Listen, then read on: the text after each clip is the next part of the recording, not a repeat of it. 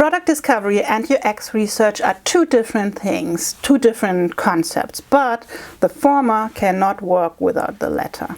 Yet, if you are only performing, let's say, classical or standard UX research activities, what you are doing is not product discovery. Hello product people and welcome back to my channel. My name is Mimi and I'm a UX and discovery coach. On my blog, I posted an article recently on the very same topic, and today I want to go a little bit more into depth. First of all, what you might want to ask is, but Mimi, what are standard or classical UX research activities? Well, I'll tell you. In a standard UX research process, you start with a research question. Then you plan your research activities. Then you conduct your research, for instance, a user interview or UX test or a survey. When you're done, you analyze your findings, you draw your conclusions, and at the end, hopefully, you present or you report your findings to your stakeholders. If you are doing this, that's great. But that's UX research. That's not product discovery.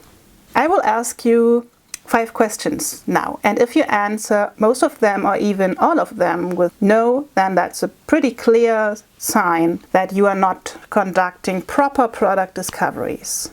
And those questions are at the same time tips, what you can add to your research to make better product discoveries that lead to better decisions. Okay, first question. Do you gather assumptions and map out the problem space before you start with your research? We all have beliefs in our heads, right? And what we need to do is to get them out of our heads and to discuss them and share them and to write them down. That's the first step.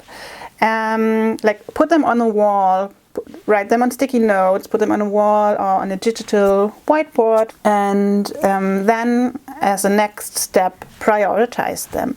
Because what you want to do is you want to take the one assumption that is the most important, that is the most relevant or the most critical, and you will want to test this assumption first. Second question. Are you making sure to target all 4 risk areas in your product discovery? What are risk areas? Well, what I mean is Marty Kagan's 4 risk areas: value, usability, feasibility, and viability. It's important that you target all those 4 areas because you will want to minimize the risk in every area, right? And how can you do that? Or how do you know if you targeted all of them? Well, take your assumptions and map them to those 4 dimensions. And if you see that there is one dimension without or with only a few assumptions to test, that's the hint where you should add more assumptions and test them, because testing assumptions is one way of minimizing the risk in those areas, right? Third question. Are you externalizing your ideas and thoughts and findings? What I don't mean by this is the report that you put on a slide deck at the end of your UX research.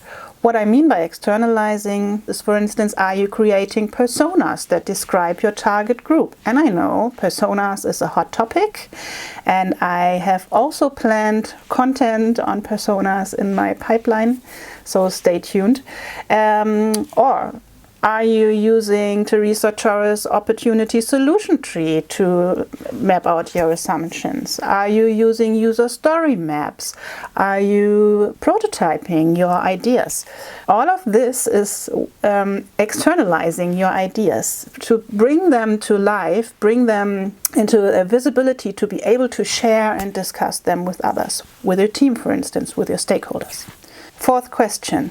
Are you performing research cycles or iterative research activities? Because if you are only doing one research activity, for instance, if you are only doing, and I don't mean only one interview, also if you are doing like 12 interviews, this is one research project, and then that's UX research.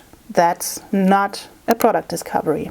What you want to do instead is doing research activities iteratively. Like you draw your conclusions, you look at your findings, you compare your findings with your initial assumptions, maybe you update your assumptions, and then you take the next assumption and plan your next research cycle.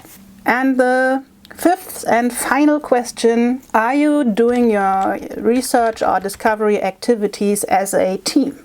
And this is also crucial because both of them, UX research and product discovery, are not a one-person sport. They are a team sport. And by team, I don't mean the research team or the UX design team or department. What I mean is the development team or the product team that is made out of, for instance, the product manager, the designers, the developers, whoever is also involved in this team and who is responsible for developing or discovering the product. Okay, those were my 5 tips that came in question form. I know that this video only scratched on the surface, and in the future I will also provide content that dives deeper into specific areas, I promise. So if you found this video interesting, if you found this content helpful, like it, share it, comment on it, and if you want to see more of this, subscribe to my channel, ring the bell to activate the notifications. This way you will never miss one of my videos. Bye, see you next time.